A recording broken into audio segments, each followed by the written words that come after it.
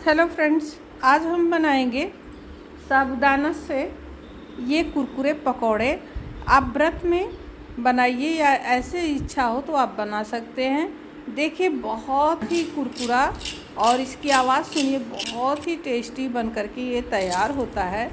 और फ्रेंड्स बहुत ही जल्दी बन जाता है और बहुत ही स्वादिष्ट होता है। तो चलिए आज इस रेसिपी को हम आपसे शेयर करते हैं।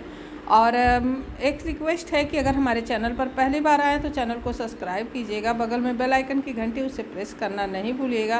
तो चलिए स्वादिष्ट सी रेसिपी बताते हैं।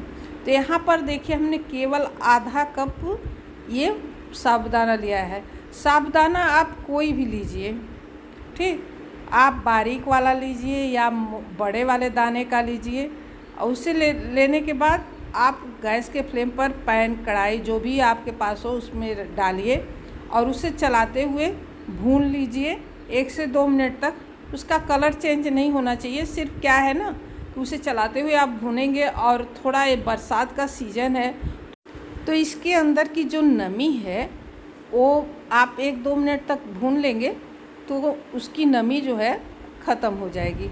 बहुत ईजी है फ्रेंड्स, लेकिन बहुत ही टेस्टी बनता है, यकीन नहीं मानेंगे। एक बार ज़रूर इसे ट्राई कीजिएगा।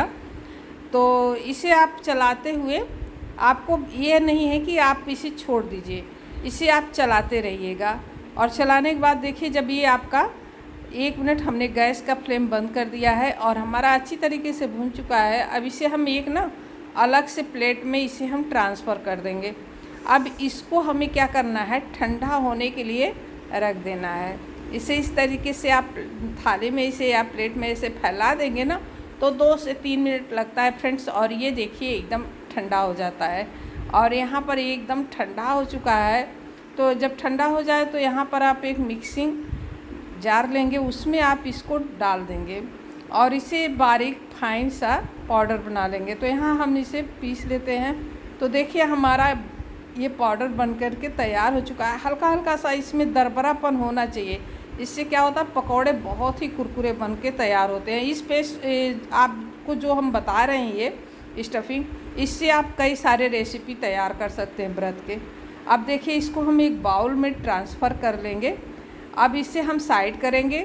सेम जार में हमें क्या करना है, हमने ये 2 मीडियम छोटे छोटे आलू जो है पहले से ही कच्चे आलू छील करके रखे हैं। अब इनको हम जो है कट करेंगे। देखिए इसको, इसकी साइज़ जो है ना इतना कट करके छोटे छोटे पीस में करना है कि आपका अच्छी तरीके से पीस जाए। तो यहाँ पर हम छोटे छोटे पीस ऐसे कर लेते हैं और इसको हम जार में ऐसे डाल देंगे। देखिए बड़ा सा जार हो ना तो आप उसमें जब आप साबूदाना पीस लेते हैं तो उसी में डाल करके इसे पीस सकते हैं। तो यहाँ पर हम देखिए 2 बार में यहाँ से 2 से 3 हरी मिर्च आपको ले लेना है। स्वादानुसार आपको नमक डाल देना है। यहाँ हमने सेंधा नमक का प्रयोग किया है। देखिए व्रत के लिए बना रहे हैं तो यहाँ सेंधा नमक हम डालेंगे। इसके बाद थोड़ा सा पानी ऐड करेंगे। देखिए हमने 1 कप पानी लिया हुआ है, इसमें थोड़ा थोड़ा करके इसे हम पूरा यूज कर लेंगे। और यहाँ पर देखिए हमने ये आलू का हमने ये पेस्ट बना लिया है। अब सेम बाउल में हम इसको ट्रांसफ़र कर देंगे जिसमें हमने साबूदाना का पाउडर रखा हुआ, उसमें हम इसे ऐड कर देंगे। अब यहाँ पर हमें देखिए कुछ सामग्री ऐड करनी है। यहाँ पर हमने काली मिर्च ऐड किया है और यहाँ पर ये देखिए हमने नींबू का रस इसमें लिया है, इससे जो है इसका स्वाद बहुत ही अच्छा आता है। और ये हमने हरा धनिया लिया है।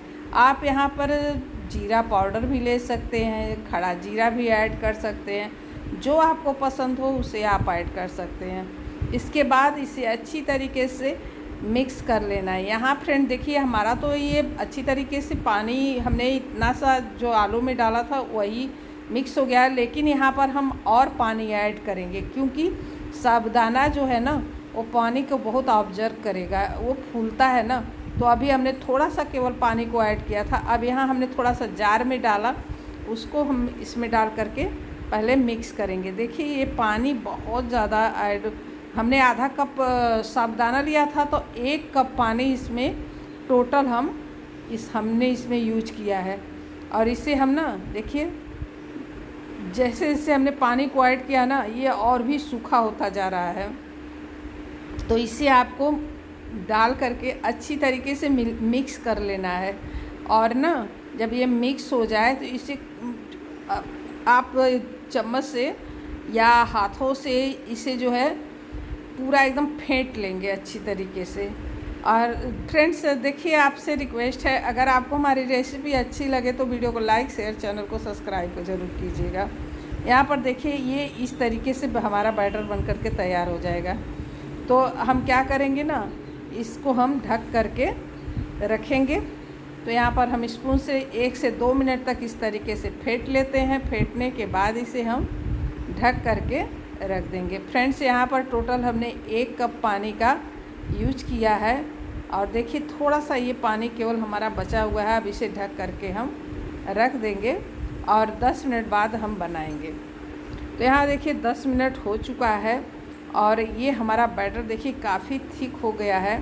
हमने गैस के फ्लेम पर कढ़ाई में घी डाल करके चढ़ा दिया है। और देखिए ये इसको हम हाथों से भी अच्छी तरीके से फेंट लेंगे, क्योंकि यहाँ पर हम ना सोडा का यूज करेंगे न इनो का यूज करेंगे, क्योंकि ये व्रत की रेसिपी है। तो इसे आप इस तरीके से छोटे छोटे पीस ले करके ना बना सकते हैं।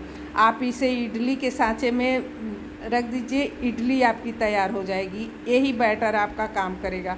और इसे आप अप्पम में रख दीजिए ना, तो आप वहाँ पर अप्पे भी तैयार कर सकते हैं।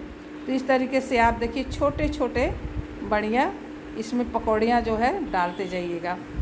तो आपके पैन या कढ़ाई में जितनी आपको ज़रूरत हो उतनी, जितने आ सके पकौड़े उतने आप यहाँ पर ऐड कर दीजिए। तो देखिए यहाँ पर हम जो है कढ़ाई में जितनी जगह उतने पकौड़े यहाँ पर हम डाल देंगे। इसके साथ फ्रेंड्स ना हरा धनिया और उसमें अदरक थोड़ा ले लीजिएगा, थोड़ा नींबू का रस ले लीजिएगा और हरी मिर्च की चटनी बना लीजिएगा। अगर नींबू का रस नहीं खाते हैं तो वहाँ पर आप दही का प्रयोग कर सकते हैं। इस तरीके से आप जो है सेंधा नमक डाल करके इसकी व्रत की चटनी भी तैयार कर सकते हैं। तो इस तरीके से आप जो है चटनी और पकौड़े तैयार कर सकते हैं। इडली के साथ नारियल दही की चटनी तैयार कर सकते हैं। तो व्रत में आप इसे ज़रूर ट्राई कीजिएगा, बहुत ही टेस्टी होता है। तो यहाँ पकौड़े डालने के बाद 1 मिनट बाद आप इसको जो है पलटिएगा। तो यहाँ पर देखिए हम 1 मिनट बाद इसको पलटना स्टार्ट करेंगे।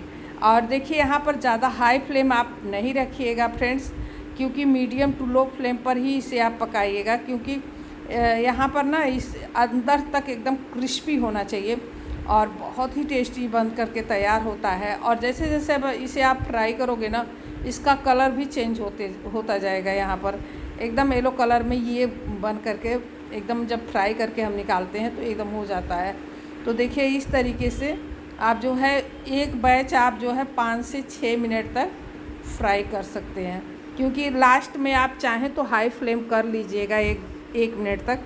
बाकी आप जो है 4 मिनट आपको मीडियम टू हाई फ्लेम पर ही इसे कुक करना होता है। तो देखिए फ्रेंड्स कितना एकदम बहुत ही बढ़िया सा ये पकौड़े बन करके तैयार हो गए हैं। जब हम डालते हैं ना पैन या कढ़ाई में तो एक दूसरे से थोड़ा जुड़ भी जाते हैं, तो वो तो आपका जो है जब निकालेंगे ना तो आपका अलग हो जाएगा। तो इस तरीके से देखिए ये हम सारे पकौड़े एकदम बढ़िया से क्रिस्पी हो चुके हैं। अब इसको हम निकाल लेते हैं। तो यहाँ पर हमने देखिए यहाँ पर पकौड़े हम निकाल लेंगे और इसके बाद जो है सेकंड बैच को फ्राई करेंगे। तो देखिए इस तरीके से हमने ये हमारा बैच पहला बैच बन करके तैयार हो चुका है। अब यहाँ हम दूसरा बैच तैयार करेंगे। इसी तरीके से हमें फ्रेंड्स सारे पकौड़े बना लेने हैं। और देखिए अगर आपको हमारी रेसिपी अच्छी लगी हो तो वीडियो को लाइक शेयर ज़रूर कीजिएगा। हमने कल जो है लौकी का हलवा अपलोड किया था, उसे ज़रूर देखिएगा, बहुत ही टेस्टी और बहुत ही यम्मी सी है।